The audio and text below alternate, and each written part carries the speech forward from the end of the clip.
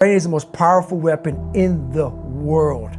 Once you put away your phones and your computers and all that we have nowadays, yeah, it's great. We're up to date.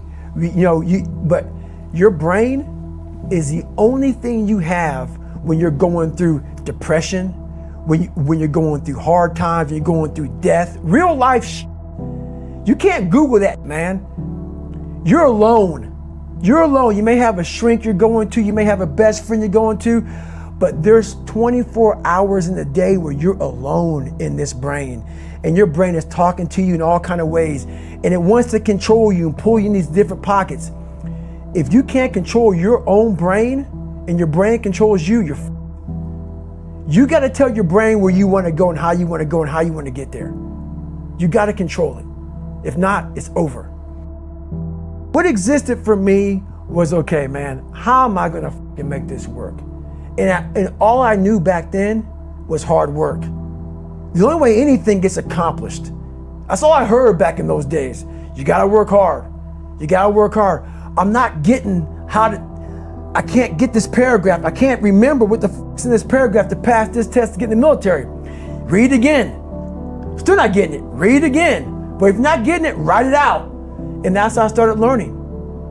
Okay, well, I got to write out everything I do. And then write it out again and write it out again. And guess what happened? I got it. I can't swim. I'm negative buoyant. Go back again. I can't swim. Go back again. Go back again. Go back again. I got it. I realized if I keep going back and going back and going back until the just becomes, your mind will say, okay, we're going to figure it out. Because he is not going to stop. It's not like I'm going to try one more time. No, it's just like alarm clock goes off, boop, we're going back. I can't read right, we're going back.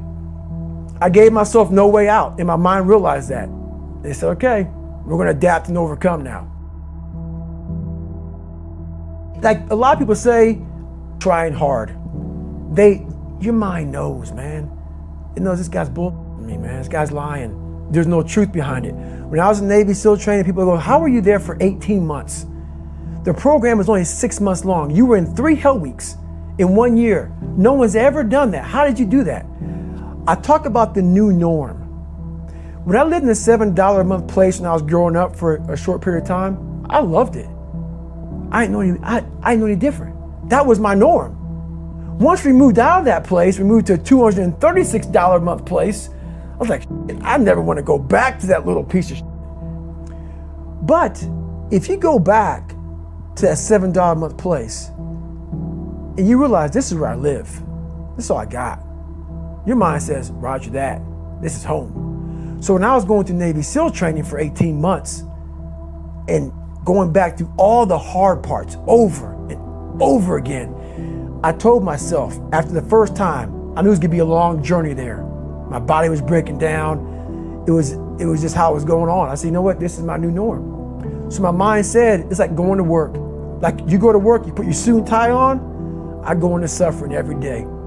Every day, suffering, being broken, duct taping my feet up, stress fractures, shin splints, being broken. This is my new norm. And your mind says, if we're not broken, this ain't normal.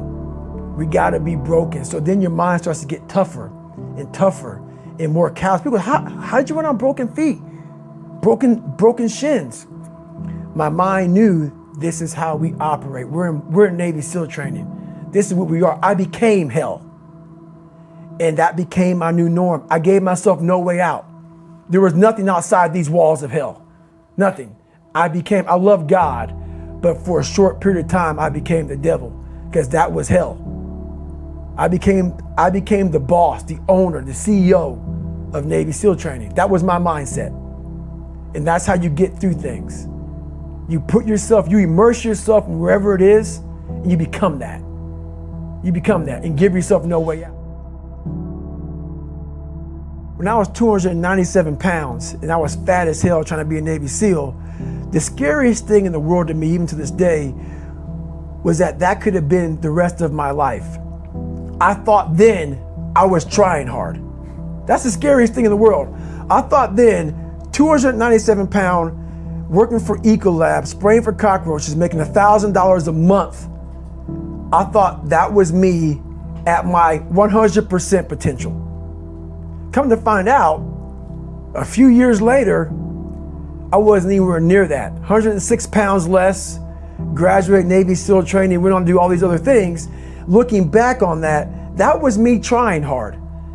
That's why people gotta understand, what is in us, we have no idea until we start trying hard. And I mean really trying hard, where you're obsessed with, hey, this is my new norm. My new norm is that, wow, this isn't always fun.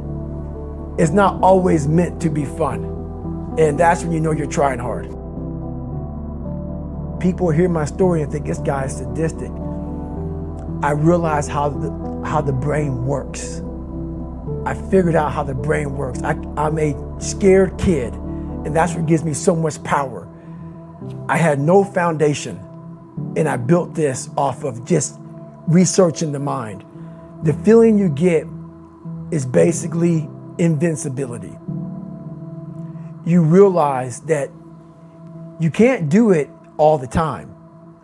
When you need to do it, I know I can go to a place that I can live in. And when you know that you can run on broken legs and you can do certain things that a lot of people can do, but they're not willing to do, this power, this sympathetic nervous system of fight or flight, and you're fighting, it gives you this charge of energy of when you're sitting there at 3:30, 4 o'clock in the morning and you're duct taping your feet up because they're broken, and you're doing it by yourself, and you're going through arguably one of the hardest training in the world. And these guys, most of them are healthy, and you're going through it broken, and you're already at a disadvantage, but you're still there. You can feed into that and tap into that for a lot of power. But if you look at it, well, I'm broken, man. I'm not gonna make it. But if you look at it as, man, I'm broken and I'm still here. And I'm fighting, and I'm gonna find a way to get through this because I have no other place to go. It gives you a lot of power. When things start to suck really, really bad, my brain and a lot of people's brain, they don't go to your dad beating you up. Your brain says, we gotta get the out of here. This is miserable. So anger goes away a lot of times when you're suffering because your brain just says, we gotta run, we gotta go.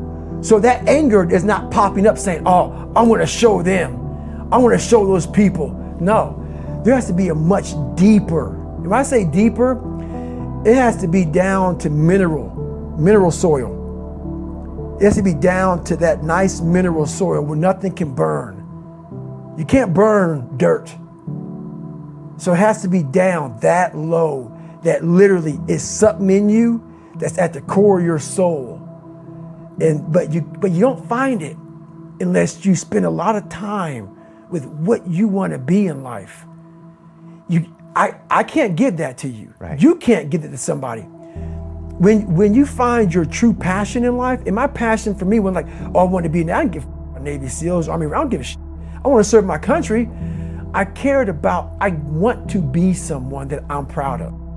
I want to look at myself in the mirror because I was so disappointed. That accountability mirror I talk about, I was so disappointed in what I saw every day. I wanted everybody to love David Goggins. And a lot of people did. I didn't love myself. But I knew a lot of us want to find peace first. So people say, man, you always talk about this suffering and pain and I'm at peace right now because I went through that. Right? You don't find peace first. If you do, Merry Christmas. More power to you. More power to you. I found peace on the opposite end of finding myself. And no one really finds themselves without going through trials, tribulations, suffering, accountability. And accountability is suffering. Being accountable every day for doing right for yourself, for the people next to you, it's miserable. It's hard. So, even the smallest details.